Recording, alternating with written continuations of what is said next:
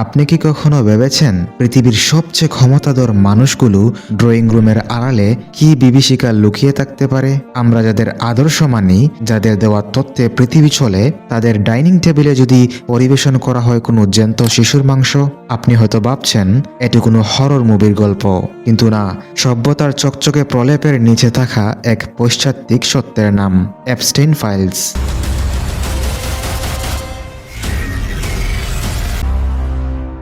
সারফেসপিডিয়ার আজকের পর্বে আমরা উন্মোচন করব সেই নারকীয় অধ্যায়, তাই ভিডিওটি শেয়ার দিয়ে সবাইকে জানিয়ে দিন। জেফ্রি এপস্টেইন নামটা শুনলে মনে হতো একজন সাধারণ ইনভেস্টমেন্ট ব্যাংকার, কিন্তু তার আসল পরিচয় ছিল এক ভয়ঙ্কর সাপ্লাই চেইনের মাস্টারমাইন্ড। তিনি এবং তার বান্ধবী গিসলেন ম্যাক্সওয়েল মিলে গড়ে তুলেছিলেন এক আন্তর্জাতিক পাচার চক্র। তাদের মূল ঘাঁটি ছিল ক্যারিবিয়ান সাগরের এক নির্জন দ্বীপ, লিটল সেন্ট জেমস, যে দ্বীপটি আজ বিশ্বের মানুষের কাছে পেডোফাইল আইসল্যান্ড বা পাপের দ্বীপ নামে পরিচিত। সম্প্রতি ফাঁস হওয়া ৩০ লক্ষ পৃষ্ঠার গোপন নথিপত্র এবং হাজার হাজার ভিডিও যা প্রমাণ করেছে তা কল্পনাকেও হার মানায়। যেখানে কেবল সাধারণ যৌনাচার ছিল না, ছিল পাশবিক বিকৃতি। ৩ থেকে ৯ বছরের শিশুদের নিয়ে আসা হতো বিশ্বের বিভিন্ন প্রান্ত থেকে। ফাইলগুলোতে উল্লেখ আছে কিভাবে এই ক্ষমতাবানরা শিশুদের উপর রেটিং দিত। সবচেয়ে ভয়াবহ দাবিটি হলো, সেখানে শিশুদের কেবল ভোগী করা হতো না, বরং তাদের অঙ্গ প্রত্যঙ্গ নিয়ে চলত পৈশাচিক উৎসব। জীবন্ত শিশুর পেট ছিঁড়ে নাড়িবুড়ি বের করা, এমনকি ভ্রূণ দিয়ে স্যুপ বানিয়ে খাওয়ার মতো জঘন্য অভিযোগ উঠেছে এই গোপন নথিতে। একে তারা নাম দিয়েছে ক্যালেন্ডার গার্লস অনুষ্ঠান। কারা ছিল সেই দ্বীপে? কেন এই ফাইলগুলো দামাচাপা দিতে মরিয়া ছিল শক্তিশালী রাষ্ট্রগুলো? নথিতে নাম এসেছে সাবেক মার্কিন president Bill Clinton, Donald Trump, বিজ্ঞানী স্টিফেন হকিং এবং টেক জায়ান্ট বিল গেটসের।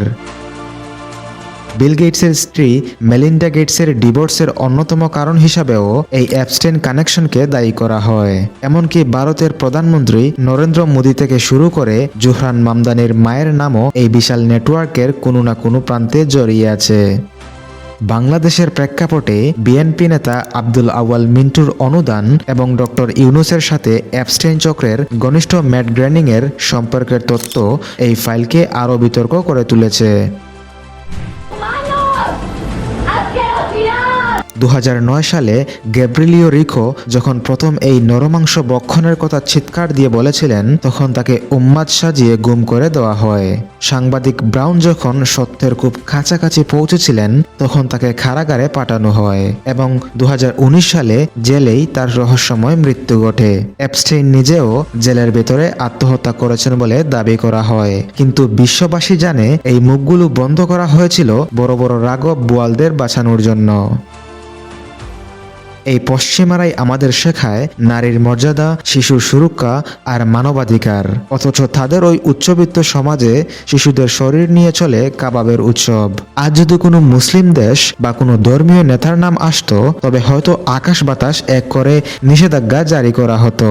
কিন্তু অপরাধীরা যখন পশ্চিমা বিলিনিয়ার, তখন বিশ্ব বিবেকনও অন্ধ হয়ে যায়।